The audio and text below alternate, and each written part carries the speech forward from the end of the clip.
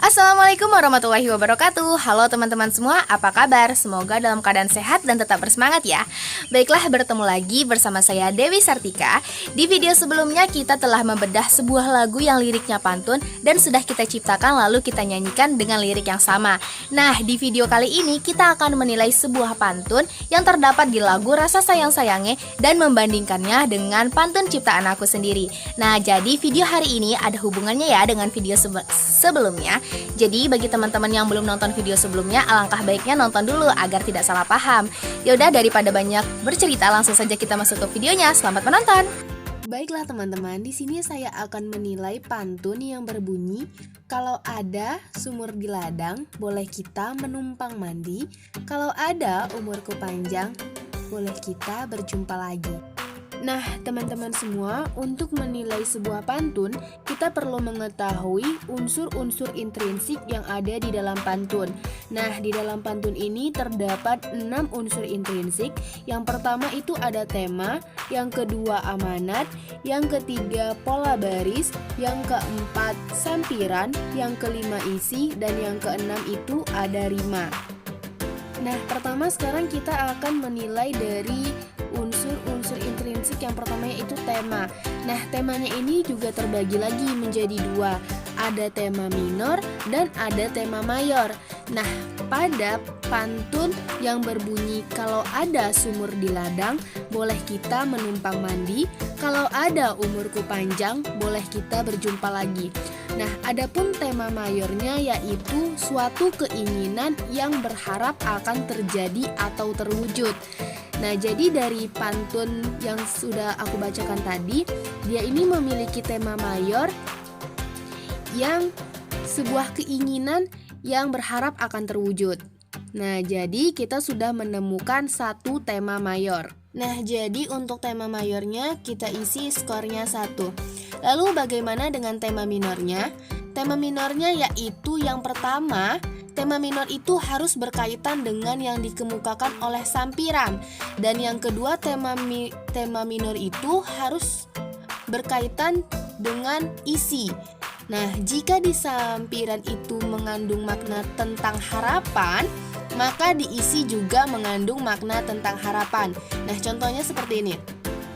Pada sampiran berbunyi, kalau ada sumur di ladang, boleh kita menumpang mandi. Nah, itu kan sebuah harapan ya.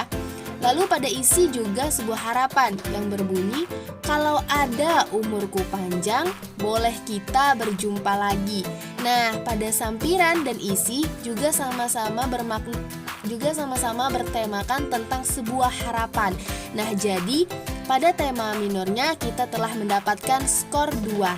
Jadi kita isi di tema minor skornya 2. Nah, teman-teman, setelah tadi kita menilai di bagian tema, sekarang kita menilai di bagian amanat. Nah, amanat ini juga terbagi lagi menjadi 2. Ada amanat tersurat dan ada amanat tersirat. Nah, pertama kali kita nilai di bagian amanat tersurat. Nah, amanat tersurat dari sampiran yaitu sebuah harapan yang entah dapat terwujud atau tidak. Pada sampiran berbunyi, kalau ada sumur di ladang, boleh kita menumpang mandi. Nah, itu kan sebuah harapan, tidak semua ladang mempunyai sumur gitu. Terus amanat tersurat pada isi pantun yang berbunyi, kalau ada umurku panjang, boleh kita berjumpa lagi. Nah, amanat tersurat pada isi pun sebuah harapan yang dilontarkan kepada seseorang yang ditinggalkan. Kalau ada umur panjang, semoga berjumpa lagi. Itulah tadi amanatnya. Nah, jadi di bagian amanat tersurat kita telah menemukan 2 skor. Jadi kita isi 2. Nah, teman-teman, tadi setelah amanat tersurat sudah selesai, sekarang kita masuk ke amanat tersirat. Nah, teman-teman, apakah ada amanat tersirat?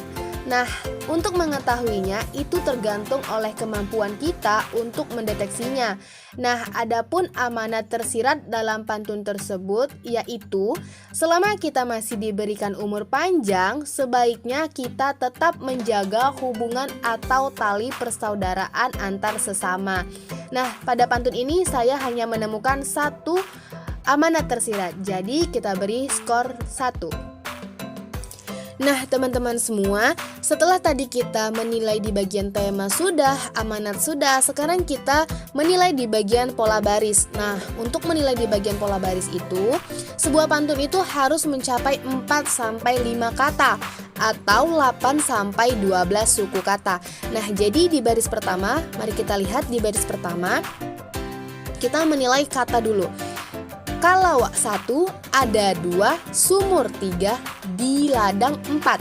Nah, di baris pertama sudah memenuhi syarat. Di baris kedua, boleh 1, kita 2, menumpang 3, mandi 4. Sudah memenuhi syarat. Di baris ketiga, kalau 1, ada 2, umurku 3, panjang 4. Di baris ketiga juga sudah memenuhi syarat. Sekarang di baris terakhir kita nilai dari kata. Boleh 1, kita 2, berjumpa 3, lagi 4. Di baris terakhir juga sudah memenuhi kata yang mana 4-5 kata. Sekarang kita menilai di bagian suku kata. Nah, teman-teman, di bagian kata sudah, sekarang kita nilai di bagian suku kata. Jadi, di bagian suku kata ini dia harus mencapai 8-12 suku kata. Sekarang kita lihat di baris pertama. K1, lau 2, ada 3, su 4, mur 5, di 6, la 7, dang 8. Di baris pertama sudah memenuhi syarat yakni 8 suku kata. Jadi kita beri nilai 1. Di baris kedua, bo 1, leh 2, ki 3, ta 4, me 5, num 6, pang 7, man 8, di 9. Di baris kedua juga sudah memenuhi suku kata yang mana terdapat 9 suku kata. Maka kita beri nilai 1. Sekarang kita lihat di barisan ketiga. K1, lau 2, ada 3, umur 4, ku 5, pan 6, jang 7.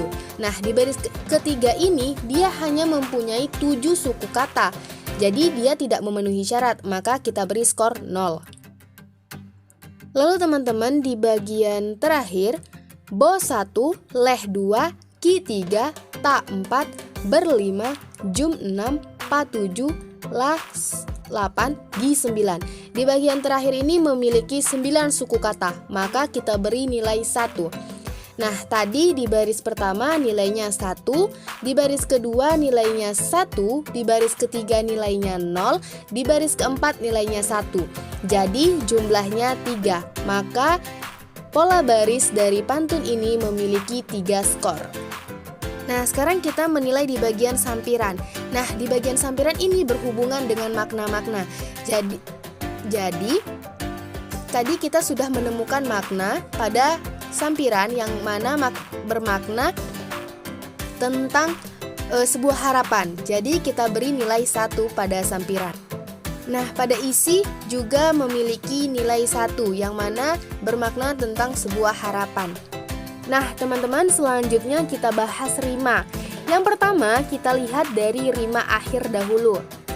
Kalau ada sumur di ladang, bunyi akhir G, boleh kita menumpang mandi, bunyi akhir I. Kalau ada umurku panjang, bunyi akhir G, boleh kita berjumpa lagi, bunyi akhir I. Nah, itu polanya ABAB. Kita dapat 1 skor. Lalu sekarang kita lihat yang di tengah. Kalau dengan kalau. Jadi di sampiran tadi ada kalau, di isi juga ada kalau. Di situ terdapat makna rima asonansi karena vokal yang dipakai itu sama. Jadi untuk rima kita telah mendapatkan skor 2. Nah, teman-teman, kalau kita sudah menilai di tema, amanat, pola baris, sampiran, isi, dan rima, berarti sudah selesailah menilai dari sebuah pantun. Nah, sekarang saya akan menilai pantun ciptaan saya sendiri. Yang mana bunyi pantunnya, Kalau ada jarum yang patah, jangan simpan di dalam laci. Kalau ada kata yang salah, jangan simpan di dalam hati. Nah, tema mayornya yaitu sebuah peringatan dan permohonan tentang ucapan yang menyinggung jangan diambil hati. Tema itu terdapat pada sampiran, yang mana pada sampiran kalau ada jarum yang patah jangan simpan di dalam laci. Nah, itu kan sebuah peringatan. Lalu pada isi terdapat juga sebuah tema tentang kalau ada perkataan yang salah itu jangan dibawa hati. Bunyinya pada isi yaitu kalau ada kata yang salah jangan simpan di dalam hati. Nah, dari tema mayor kita sudah mendapatkan 2 skor tema mayor. Sementara itu untuk tema minor berkaitan juga dengan yang dikemukakan pada sampiran Nah, di dalam sampiran tadi kan terdapat tema tentang peringatan. Selain itu, tema minor juga berkaitan dengan yang dikemukakan pada isi, yang mana di dalam isi terdapat tema tentang permohonan untuk tidak mengambil hati atas apa yang telah diucapkan. Berarti kita sudah menemukan 2 tema minor. Setelah tadi tema sudah, kita masuk untuk menilai amanat. Nah, tadi kan amanat terbagi menjadi 2, ada amanat tersurat dan amanat tersirat. Nah, di sini saya akan menilai terlebih dahulu amanat tersurat. Adapun amanat tersurat pada sampiran yaitu jika ada benda-benda yang rusak dan dapat membahayakan diri sendiri, maka jangan disimpan. Sementara itu, amanat tersurat pada isi pantun yang berbunyi kalau ada kata yang salah, jangan simpan di dalam hati. Amanat yang terkandung yaitu jika ada kata-kata yang salah, janganlah disimpan di dalam hati.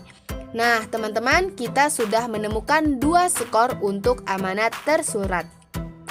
Untuk amanat tersirat sendiri, dalam pantun ini saya tidak menemukan amanat tersirat, maka saya akan memberi skor 0.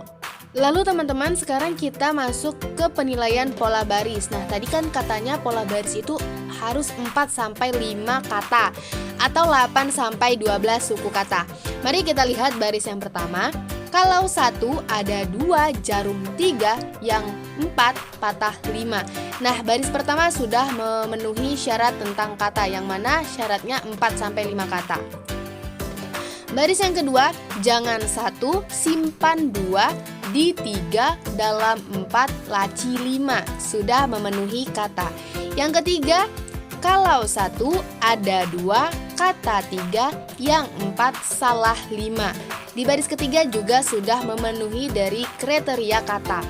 Yang baris terakhir, jangan 1, simpan 2, di 3, dalam 4, hati 5. Di baris terakhir juga sudah memenuhi syarat kata. Sekarang kita masuk ke suku kata. Kita lihat dari bagian baris pertama. K1, lau 2, ada 3, ja 4, rum 5, yang 6, pa 7, tah 8. Di baris pertama sudah memenuhi syarat 8 suku kata, maka kita beri nilai 1. Di baris kedua, ja 1, ngan 2, sim 3, pan 4, di 5, da 6, lam 7, la 8, ci 9. Di baris kedua juga sudah memenuhi suku kata, yang mana suku katanya itu 9, maka kita beri nilai 1. Di baris ketiga, K1, lau 2, ada 3, ka 4, ta 5, iya yang 6, sa 7, lah 8. Di baris ketiga juga sudah memenuhi suku kata, yang mana suku katanya itu 8, maka kita beri nilai 1. Di baris terakhir, ja 1, ngan 2, sim 3, pan 4, di 5, da 6, lam 7, h 8, ti 9. Di baris terakhir juga sudah memenuhi suku kata, yang mana suku katanya itu 9, maka kita beri nilai 1. Nah, teman-teman, kita sudah menilai dari kata dan suku kata. Di baris pertama dia sudah lengkap dan kita beri nilai 1. Di baris kedua juga 1, di baris ketiga juga 1, di baris keempat juga 1. Jadi dia sudah memenuhi syarat, maka kita beri skor 4. Nah, teman-teman, sekarang kita nilai dari bagian sampiran. Nah, jadi sampiran itu kan berhubungan dengan amanat. Yang mana bunyi sampirannya, kalau ada jarum yang patah jangan simpan di dalam laci. Nah, amanatnya itu pesannya itu tentang peringatan kalau ada sebuah barang-barang yang patah jangan disimpan di dalam laci.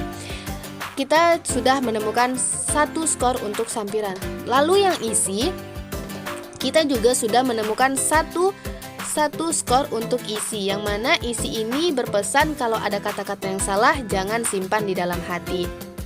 Nah, teman-teman, sekarang kita menilai di bagian rima. Pertama kali kita melihat dari rima akhir dulu.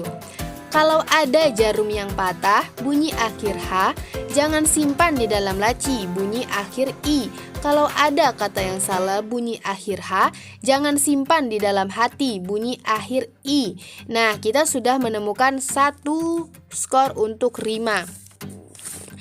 Lalu sekarang kita lihat yang di tengah. Yang di tengah itu sama-sama kalau. Kalau dengan kalau. Dia sama seperti pantun yang tadi.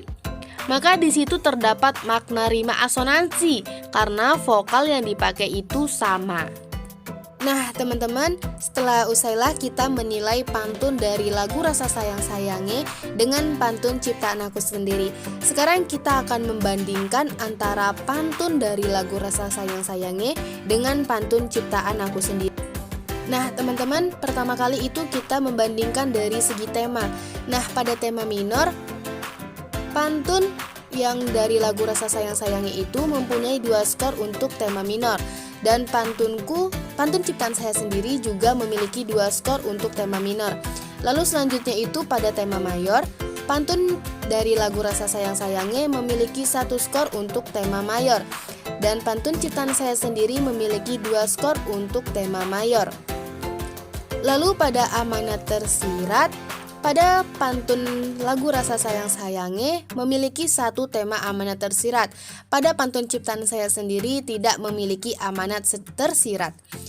Lalu yang amanat tersurat, pada pantun lagu Rasa Sayang Sayange memiliki 2 amanat tersurat. Sementara pada pantun ciptaan saya sendiri memiliki 2 amanat tersurat. Selanjutnya di bagian pola baris, pada pantun lagu Rasa Sayang Sayange memiliki 3 pola baris. Sementara pada pantun ciptaan saya memiliki skor 4 pola baris. Pada sampiran, sama-sama memiliki 1 sampiran. Pada isi juga sama-sama memiliki 1 sampiran.